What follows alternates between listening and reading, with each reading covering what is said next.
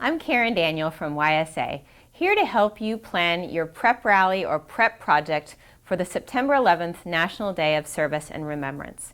In this section of the training, I'd like to point out to you some additional resources and templates in the toolkit that you will want to use to make your project even easier. I'm referring to the toolkit that YSA and our partner Save the Children have put together for you, which you can download at ysa.org/911day. If you turn to page 36 of the toolkit, the first resource you'll see is a sample press release that you can use to share with the media and tell the world about the great things that you're doing on September 11th. You'll find a template that you can use and adapt. You can insert quotes and specific project details about your event and send out to the media to share your story. On page 37 of the toolkit, you will find additional ways to share your story through social media. We've included sample posts that you can use for Facebook and Twitter to tell the world about your work on September 11th and the important things that you're doing to prepare your communities for disaster. Please consider and think about using hashtags to make sure that your posts are rolling up into the collective results that are happening for September 11th. When you hashtag We Stand Strong, hashtag Prep Rally, and hashtag 9/11 Day, you add to the collective reporting for all the fabulous projects that will take place across the country for this event.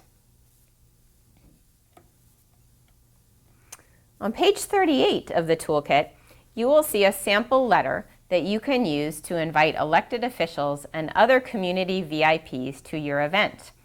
We know that these people are often important supporters of community work, and when they see projects happening with their own eyes, they become even bigger fans. We encourage you to invite these people to attend and participate in your events so that they will be aware of the good work you're doing and support your work in the future.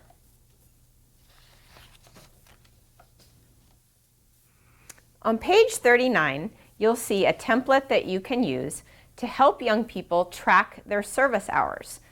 Again, it's broken out by name and school or organization, along with the activity they're doing, the location, the date, the number of hours, notes, and as well as a place for the sponsors to write their name and signature. On page 40, you'll see a photo release form template. Please have your volunteers fill out this release and send it to YSA when you submit your report at ysa.org/911day so that we know we have permission to use the great pictures of your work to tell the visual story of the great things that happened on September 11th. On page 41, you'll see a volunteer sign-in template. This is an important form that we ask you to have volunteers complete and for you to submit with your report on ysa.org/911day after your event. By telling us the names of people that participated in your events, we're able to count them and share the collective number of volunteers that participated in September 11th events. On the template, you'll see a place for you to fill out the name of the event, the date and time and event location, as well as the name of each volunteer or participant or trainee, along with their email address and age. There are also 3 columns on the right for volunteers to choose to opt in to receive email updates from YSA and Save the Children about future volunteering and disaster preparation opportunities, a column to circle if they have submitted their photo release form, which guarantees that we can share photos of people in participating in prep rallies or prep projects. And finally, a liability waiver column to make sure that volunteers have signed appropriate liability waivers if that is something that you require through your project.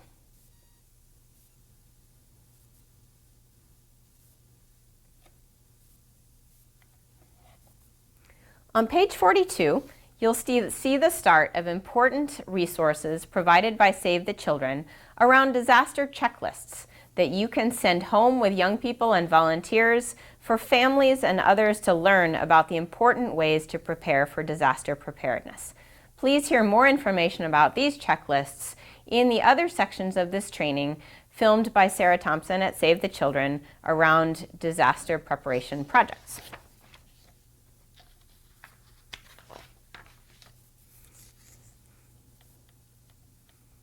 Last but not least, on the last page of this toolkit, you will find a certificate that you can share with volunteers and participants and trainees to show that they have been touched and moved and involved in your projects, and that they pledge to work with their families and their communities to make a plan and be ready for disaster.